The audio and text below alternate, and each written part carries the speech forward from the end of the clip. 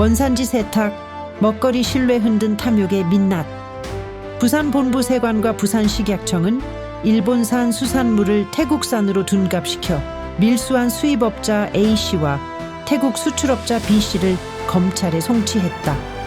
이들은 지난해 9월부터 올해 4월까지 일본산 가리비 관자 등 26톤, 시가 11억 원 상당을 태국 현지 공장에서 가공한 뒤 원산지를 속여 총 15회에 걸쳐 국내로 밀반입했다. 범행의 주된 목적은 일본산 수산물에 대한 국내의 부정적 인식과 수요 감소를 피하는 동시에 한 아세안 FTA를 악용하여 20%의 관세 감면 혜택을 부당하게 누리기 위함이었다.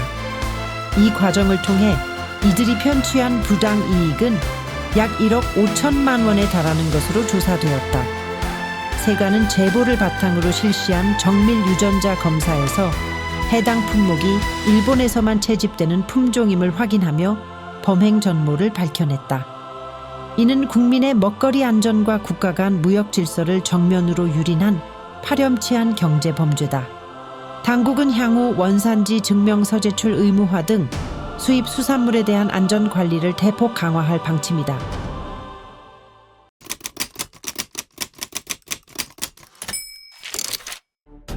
먹거리는 생명이다. 인간이 생존하기 위해 가장 기본적으로 섭취해야 하는 음식에 장난을 치는 행위는 단순히 상도덕을 어기는 수준을 넘어선 살인미수와 다를 바 없는 범죄인 것이다. 최근 부산 본부세관이 적발한 사건은 우리 사회의 도덕적 해이가 어디까지 추락했는지를 적나라하게 보여준다. 일본산 가리비 등 수산물 26톤을 태국으로 보내 껍데기만 갈아 끼운 뒤 태국산으로 둔갑시켜 국내로 들여온 이 기가 막힌 국적 세탁 사기극을 보고 있자니 끓어오르는 분노를 주체할 수가 없다. 시가 11억 원에 달하는 이 엄청난 양의 일본산 수산물이 태국산이라는 가면을 쓰고 우리네 식탁에 올랐을 뻔했다는 사실은 국민의 건강권과 알 권리를 철저히 유린한 폭거다. 일본산 수산물에 대한 국민적 불안감이 여전히 해소되지 않은 시점에서 오로지 돈 몇 푼 더 벌겠다고 국민의 눈과 귀를 가린 이들의 행태는 용서받지 못할 죄악인 것이다. 범죄의 수법은 치졸하기 짝이 없었다. 60대 수입업자는 일본산 수산물의 국내 수요가 줄어들자 태국으로 물건을 보내 가공한 뒤 재수입하는 꼼수를 부렸던 것이다. 더욱이 한 아세안 자유무역 협정을 악용해 관세 20%까지 감면받았다니 이는 국민을 속인 사기죄에 국가의 세금 시스템을 농락한 국고손실죄까지 더해져야 마땅한 것이다. 그들이 챙긴 부당이득이 1억 5천만 원이라고 한다. 고작 그 돈 때문에 대한민국 전체 소비자의 신뢰를 팔아넘긴 것이다. 유전자 분석을 통해 일본 해역에서 채집되는 품종임이 밝혀지지 않았다면 지금 이 순간에도 누군가의 밥상 위에는 일본산 가리비가 태국산 명찰을 달고 버젓이 올라가 있을 것이다. 이는 자본주의의 탐욕이 인간의 최소한의 양심마저 집어삼킨 결과이며 우리 사회가 돈 앞에서는 안전도 윤리도 헌신짝처럼 내팽개칠 수 있다는 서글픈 자화상을 보여준다. 가장 묻고 싶은 것은 이것이다. 당신들의 가족이, 당신의 손주가 먹을 밥상에도 그 세탁된 가리비를 올릴 수 있는가? 수입업자, 당신들은 일본산이 안전하다고 강변할지 모른다. 하지만 소비자가 일본산을 기피한다면 그것은 소비자의 정당한 권리인 것이다. 그 선택의 권리를 기만과 위조로 박탈하는 것은 소비자를 개돼지로 보는 오만함의 극치다.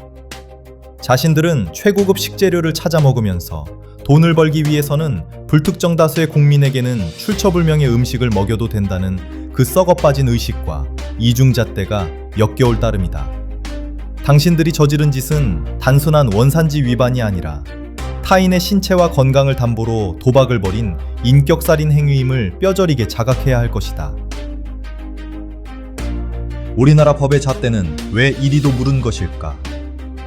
대한민국 법률은 식품위생법이나 원산지 표기 위반에 대해 솜방망이 처벌로 일관해왔다. 기껏해야 벌금형이나 집행유예로 끝나는 경우가 허다하다. 범죄로 얻는 수익이 적발되었을 때 치러야 할 비용보다 훨씬 크기 때문에 업자들은 걸리면 재수없는 것이라 여기며 범죄의 유혹을 뿌리치지 못한다. 이는 법이 범죄를 방조하는 꼴이나 다름없다. 전 세계적으로 식품 사기는 국민 보건에 대한 중대한 위협으로 간주하여 징벌적 손해배상이나 장기 징역형으로 다스리는 추세다. 먹거리를 가지고 장난치는 자들에게는 다시는 재기 불가능할 정도의 철퇴를 내려야 한다. 부당이득의 수십 배를 환수하고 관련 업계에서 영구히 퇴출시키는 등 법정 최고형을 선고하여 일벌백계의 본보기로 삼아야 하는 것이다. 식품범죄는 불특정 다수를 향한 묻지마 테러와 그 본질이 같다. 이번 사건에서 보듯 일본산이 태국산으로 둔갑하는 과정에서 위생관리가 제대로 되었을 리 만무하다. 원산지를 속이는 자들이 유통기한이나 보관 상태인들 정직하게 지켰겠는가? 신뢰가 무너진 사회에서 발생하는 사회적 비용은 천문학적이다. 이제 소비자는 태국산 수산물조차 의심의 눈초리로 바라볼 수밖에 없게 되었다. 이는 정직하게 수입하고 판매하는 선량한 상인들에게까지 피해를 주는 행위인 것이다. 시장 경제의 근간인 신뢰를 파괴한 자들에게는 관용 없는 무관용 원칙만이 답이다. 사법부는 이번 사건을 단순히 관세법 위반 정도로 치부해서는 안 될 것이다. 국민의 먹거리 안전을 위협하는 행위가 얼마나 중대한 범죄인지를 판결로서 증명해야 할 의무가 있으니 말이다.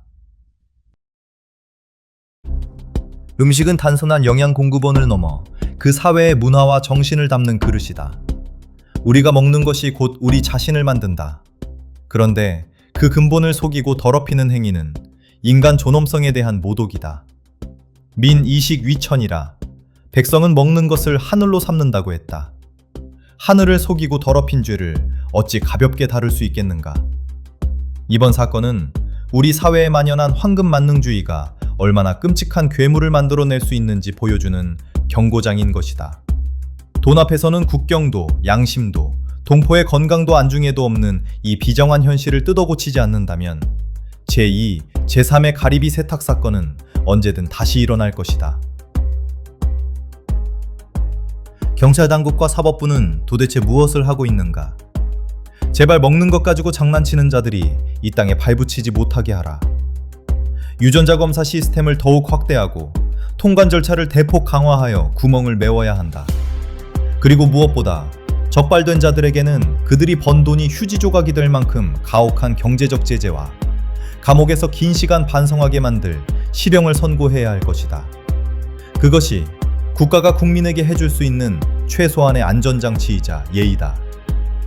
11억 원어치의 가짜 태국산 가리비가 우리 식탁을 점령하려 했던 이 아찔한 사건을 계기로 대한민국이 식품범죄 청정국으로 거듭나기를 바란다.